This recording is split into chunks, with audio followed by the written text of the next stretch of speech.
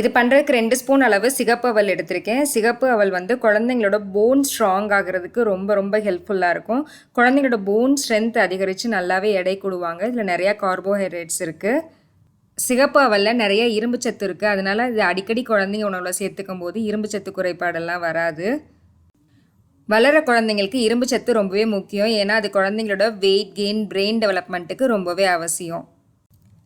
இதை 2 தடவை நல்லா வாஷ் பண்ணிவிட்டு இது மூழ்கிற அளவு தண்ணி சேர்த்து ஒரு 15 நிமிஷத்துக்கு ஊற வச்சுக்கலாம். நல்லா ஊறினதுக்கப்புறம் இதை ஊற வச்ச தண்ணியோடையே ஒரு பிளெண்டர் ஜார்லேயோ இல்லை மிக்சி ஜார்லேயோ சேர்த்துக்கலாம். சேர்த்துட்டு இது கூட ஒரு நேந்திர வாழைப்பழம் எடுத்திருக்கேன். இப்போ இதில் ஒரு 3/4 பழத்தை நம்ம நறுக்கிட்டு இது கூட சேர்த்துக்கலாம்.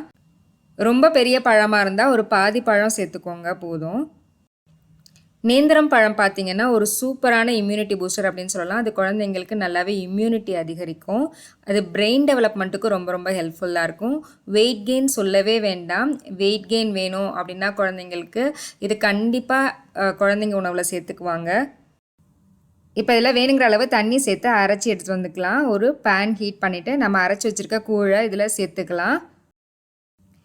இப்போ இது கூட 1 வயசுக்கு மேலே உள்ள குழந்தைங்களுக்கு ஒரு 1/2 டம்ளர் அளவு பால் சேர்த்துக்கலாம். இது காய்ச்சின பசும்பால் தான். 1 வயசு கீழே உள்ள குழந்தைங்களுக்கு தண்ணி சேர்த்துக்கலாம். அப்படி இல்லைன்னா கொஞ்சமாக தேங்காய் பால் கூட சேர்த்துக்கலாம். நீங்கள் கிளைமேட்டுக்கு ஏற்ற மாதிரி பார்த்து சேர்த்துக்கோங்க. இப்போ இது கூட 1 டீஸ்பூன் அளவு நட்ஸ் பவுடர் சேர்த்துக்கலாம். உங்ககிட்ட நட்ஸ் பவுடர் இல்லைன்னா நம்ம நட்ஸை வந்து ஊற வச்சுட்டு நம்ம அரைக்கும் போதே சேர்த்து இது கூட அரைச்சிடலாம்.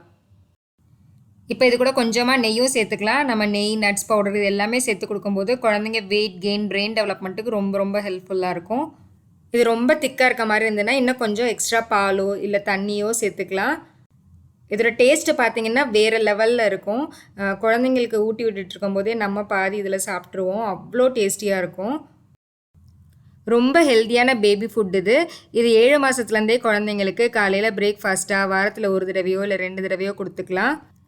நட்ஸு மட்டும் நல்லா கொடுத்து பழக்கினதுக்கப்புறம் நட்ஸ் பவுடராக சேர்த்துக்கலாம், இல்லை நட்ஸை அரைச்சி சேர்த்துக்கலாம். நல்லா தலைன்னு ஆரோக்கியமாக எடையும் கூடுவாங்க. அவங்களோட போன் டெவலப்மெண்ட், பிரெயின் டெவலப்மெண்ட், அப்புறம் இரும்பு சத்தும் நல்லா அதிகரிக்கிறதுக்கு ஒரு பெஸ்ட்டான பேபி ஃபுட் இது. இந்த வீடியோ உங்களுக்கு ரொம்பவே யூஸ்ஃபுல்லாக இருந்திருக்கும் நம்புறேன். இந்த வீடியோ பிடிச்சிருந்துச்சுன்னா லைக் பண்ணுங்கள். கருத்துக்களை எனக்கு கமெண்ட்டில் சொல்லுங்கள். உங்கள் ஃப்ரெண்ட்ஸ் அண்ட் ஃபேமிலி கூட கண்டிப்பாக இந்த வீடியோ ஷேர் பண்ணுங்கள். அப்புறம் நம்ம சேனலை மறக்காமல் சப்ஸ்கிரைப் பண்ணிக்கோங்க. நெக்ஸ்ட் டைம் இதே மாதிரி ஒரு யூஸ்ஃபுல்லான இன்ட்ரெஸ்டிங்கான வீடியோவில் மீட் பண்ணுறேன். தேங்க்யூ.